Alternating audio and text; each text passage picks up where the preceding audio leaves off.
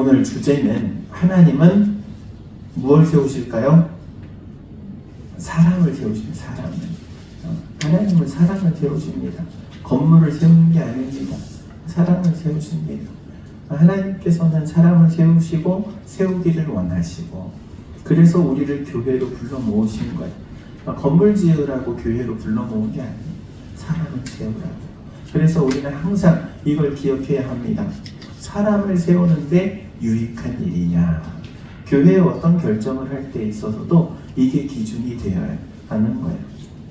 오늘 함께 읽은 출애굽기 18장 13절에서 23절 이 말씀의 내용은 모세가 이스라엘 백성들을 재판을 하잖아요. 그래서 재판이라는 것은 이스라엘 백성들이 하나님의 말씀을 모르기 때문에 어떤 분란이 생겼을 때 거기에 대해서 하나님의 뜻이 무엇인지 물어보기 위해서 가져오는 거예요. 그리고 하나님의 방법대로 하나님의 뜻대로 판결을 받는 거예요. 그런데 이 지금 얼마나 많은 인구가 지금 출애굽했습니까? 그 많은 인구들이 지금 이 모세에게 재판을 받으려고 줄 서 있는 거예요. 줄 서 있는데 하루 종일 해 뜨는 시간부터 해가 지는 그 시간까지 그 줄이 줄어들지 않는 거예요. 보니까는 옆에서 그거를 누가 봅니까? 그 장인 이드로가 봐요. 장인이에요. 장인 어른이 보고, 야, 너 어떻게 그렇게 그럴 수가 있어? 너가 그렇게 하면 너도 지칠 거고 이스라엘 백성들도 기다리다 지칠 거야. 그러니까는 너가 혼자 이걸 감당하지 말고 감당할 수 있는 사람을 세워. 그렇게 조언을 해줍니다. 장인의 조언을 듣고 그래서 사람을 세우는 거예요. 그 판결을 대신해 줄 수 있는 가벼운 판결들을 할 수 있는 사람들을 세웁니다.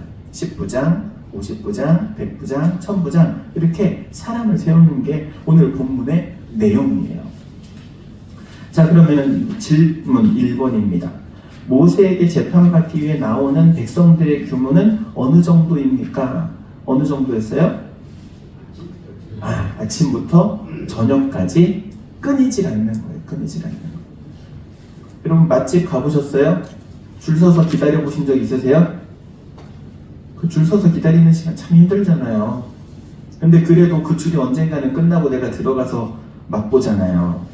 근데 얘네는 줄 섰다가 그날 안 끝나면은 그 다음날 또 줄 서야 되는 거예요. 끊이질 않는 거예요. 끊이질 않는 거예요. 얼마나 많은 사람들이 줄을 서 있었는가 생각할 수 있죠. 두 번째 질문입니다. 이 모습을 지켜본 모세의 장인 이드로의 반응은 어떠했습니까? 어떠했어요? 모세를 향해서 책망하잖아요. 책망. 너 그렇게 하는 게 옳지 않아. 옳지 않아. 과중한 임무를 혼자서 감당하는 거 이거 바른 일 아니야. 이렇게 책망을 하는 거야.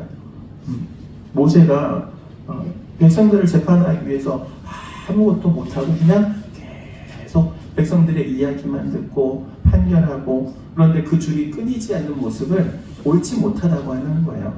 책망하는 거죠. 이 질문 세 번째입니다. 이드로가 모세에게 제시한 해결책. 그래서 이드로가 뭐를 조언을 하는 거예요? 부장제도. 그래서 10부장은 의미가 어떤 거예요? 10명 중에 이제 한 사람을 세워서 그 사람들을 끌고 갈 수 있는 리더예요.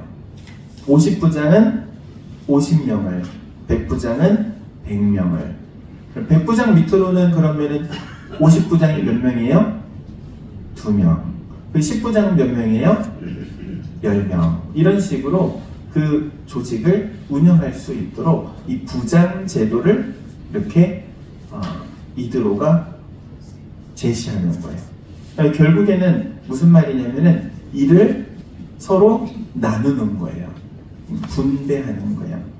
각양 역할을 직책에 맞추어서 나눠주는 거예요. 이렇게 부장을 세우는데 4번이에요. 부장이 되기 위해 구체적으로 갖추어야 할 4가지 요건이 있어요. 오늘 본문의 20절에서 21절 말씀에 이 장인 어른인 이드로가 조언을 하면서 이런 사람을 세우십시오 이렇게 말하죠. 첫 번째 무엇이죠? 1번 하나님의 말씀을 기준으로 삼는 것. 하나님의 말씀을 기준으로 삼는 것 너무나도 중요합니다. 이 말은요, 말씀을 항상 배우는 사람이에요. 여러분, 말씀을 기준 삼으려면 말씀을 알아야 되잖아요. 그래서 말씀을 배우는 사람, 말씀도 모르면서 기준, 그럼 자기가 기준이 되는 경우가 있어요. 자기 생각대로. 사사기에 보면은 이스라엘 백성들이 뭐라고 말합니까? 자기 소견에 옳은 대로 행하였더라. 근데 자기 소견에 옳은 대로 행한 것을 하나님께서는 뭐라 그래요? 악하다 그래요. 악하다. 기준이 있는데 분명한 이 기준, 하나님의 말씀이 기준이 되어야 하고 그 기준을 세우기 위해서 말씀을 배우는 거예요. 여러분, 우리가 이렇게 수요일 저녁에 공부하는 이유는요, 뭘 배우기 위함이에요? 말씀을 배우기 위함이에요. 말씀하시는 하나님께서 우리에게 하나님의 일을 감당하게 하기 위해서 세우는 일꾼의 자격은 이러이러한 사람이다. 우리에게 공부시켜 주시는 거예요. 말씀을 배워야 되는 거예요. 그래서 두 번째입니다. 두 번째는 하나님을 경외해야 할 것. 하나님을 경외하는 사람. 하나님을 경외한다는 말, 이 말 참 어려워요. 경외라는 말은 어려운 말이에요. 이거를 풀어가지고 설교하면 1시간도 할 수 있어. 근데 저는 이렇게 말하고자 합니다. 최소한의 기준이지만 신앙 양심이 살아있는 사람. 신앙 양심이 살아있어야 하나님도 인식하는 거예요. 신앙 양심이 죽어버리면은 하나님 인식하지 않습니다. 의식하지 않아요. 자기가 원하는 대로, 자기 뜻대로, 그냥 자기 마음대로 살아요. 도덕적으로도 그렇잖아요. 도덕적인 양심이 있는 사람과 없는 사람. 얼마나 차이가 큽니까? 우리는 말 한마디 해가지고 상대방에게 상처를 입혀도 야, 내 말 때문에 저 사람 상처 입었구나. 내 마음 졸이면서 안타까워하는데, 어떤 사람들은 흉기를 가지고 사람을 찔러도 자기가 잘못이 없다고 생각하는 사람들이 있어요. 아주 뻔뻔하게 그지없는. 왜 그렇습니까? 양심에 화인 맞은 사람. 양심이 제대로 작동을 안 하는 거예요.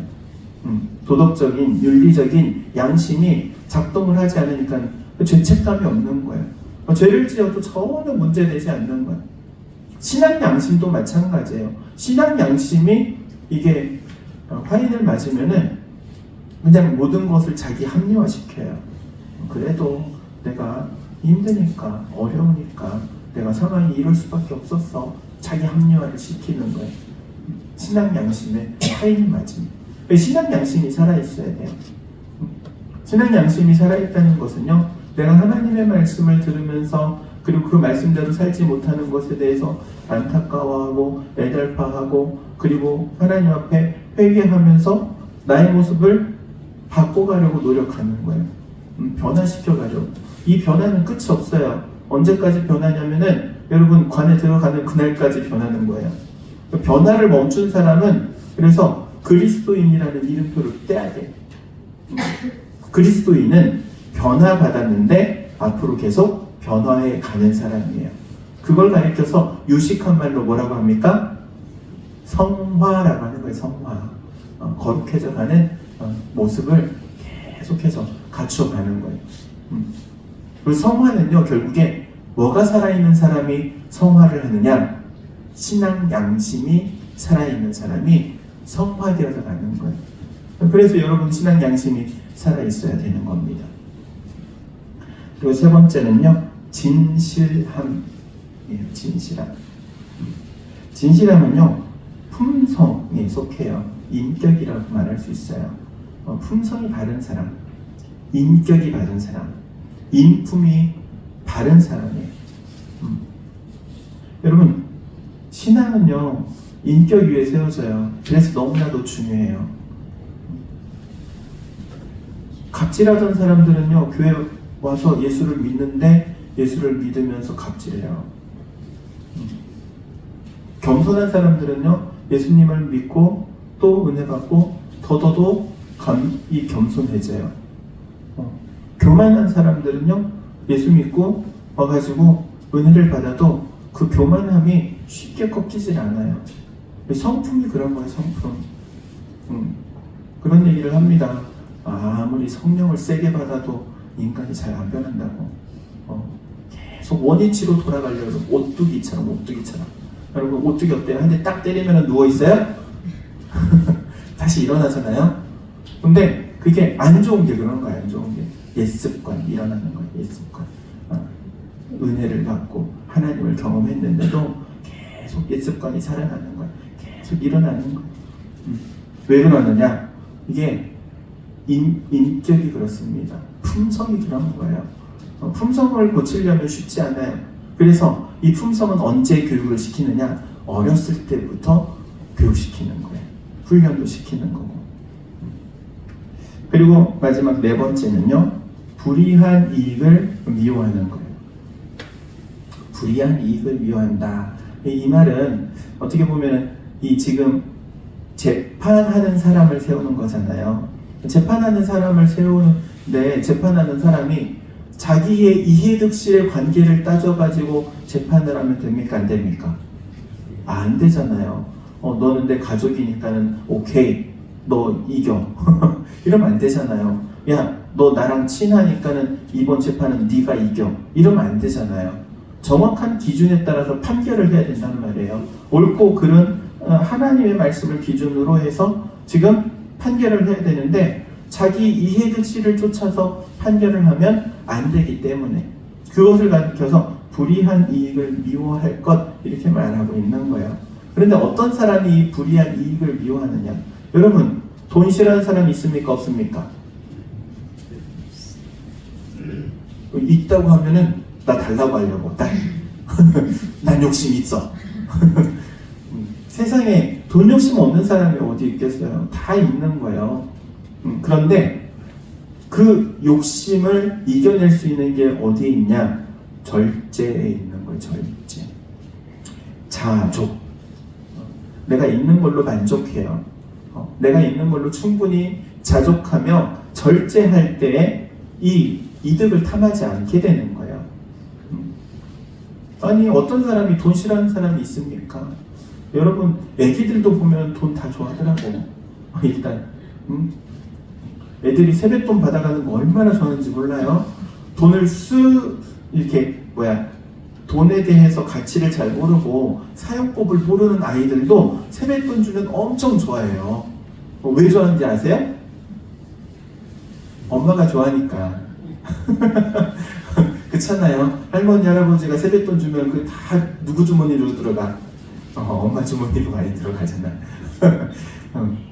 애들은 그거 보고 기쁜 거예요. 엄마가 좋아하니까 그냥 좋아하는 거지.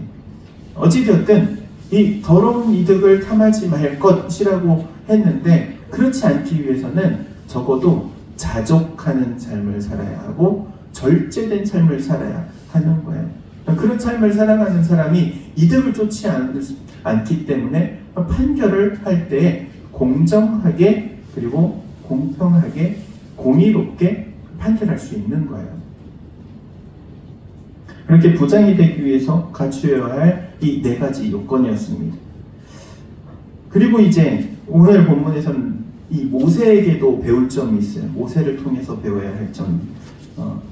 이 모세를 통해서 배우는 리더의 자세입니다.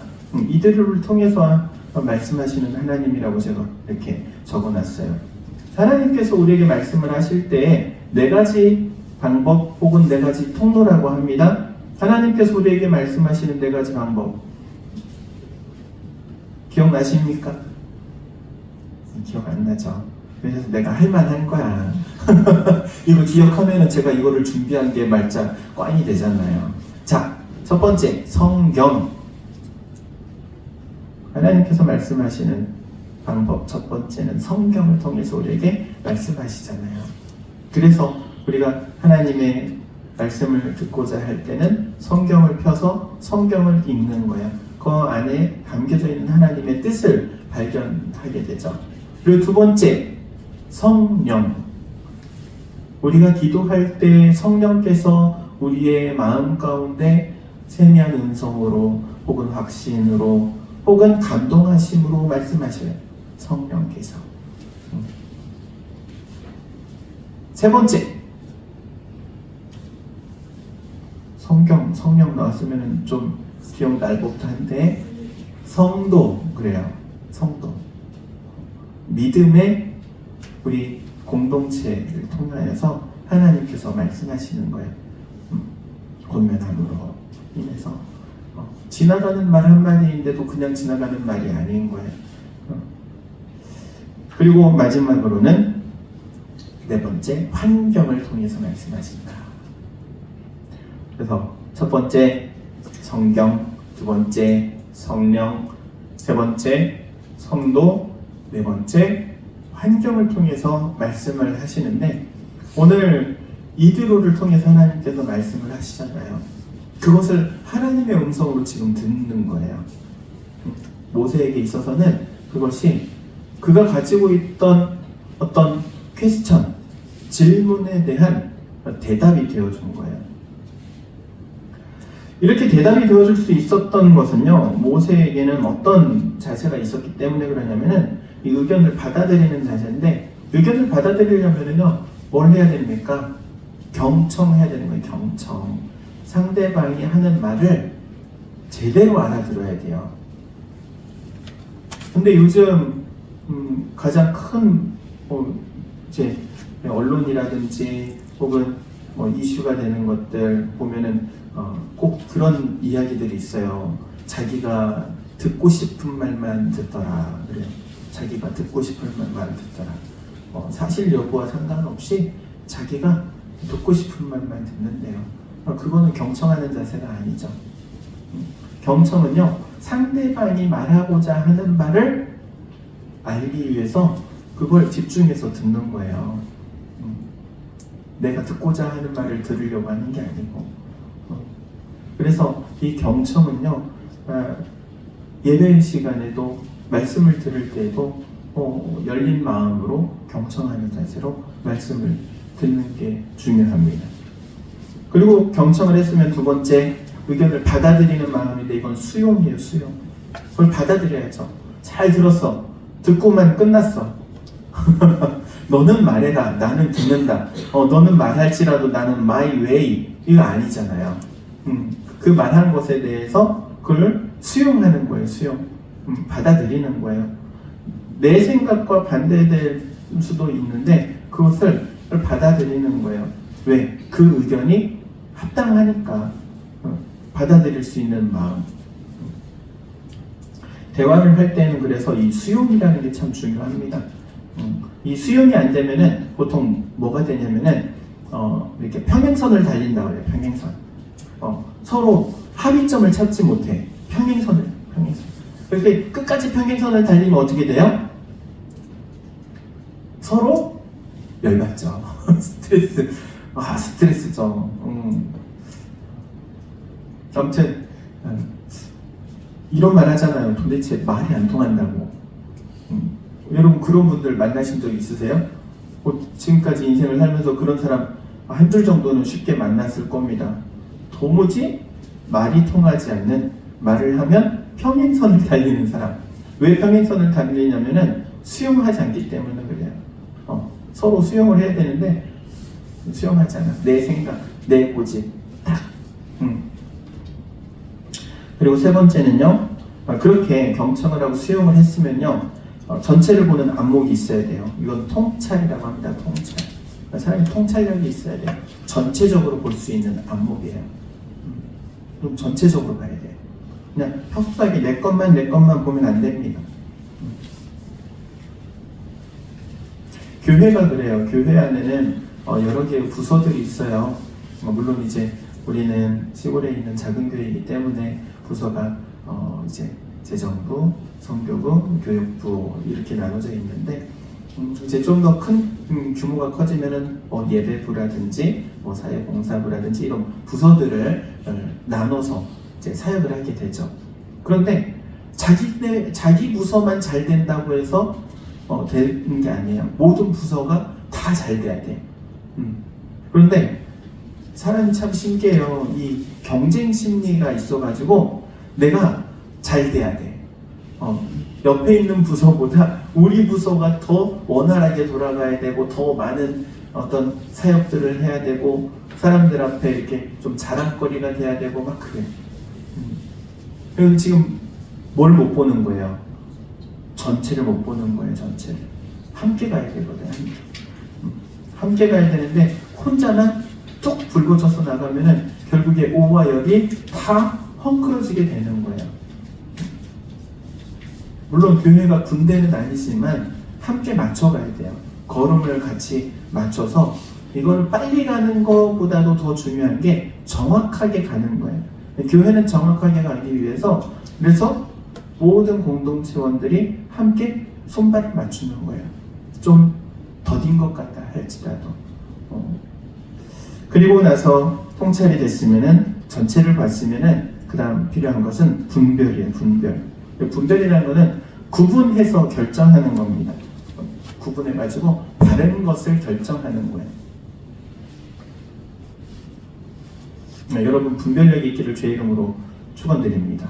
분별력은요 어떤 여러 가지 다양한 상황 가운데에서 정말 뭐 이렇게도 결정할 수 있고 저렇게도 결정할 수 있고 그런데 그 어떻게 결정하느냐에 따라서 결과가 너무나도 달라지잖아요. 그런데 그 통찰력을 가지고 분별해서 결정을 할 때에 가장 선한 결과물로 맺어지게 되는 거예요.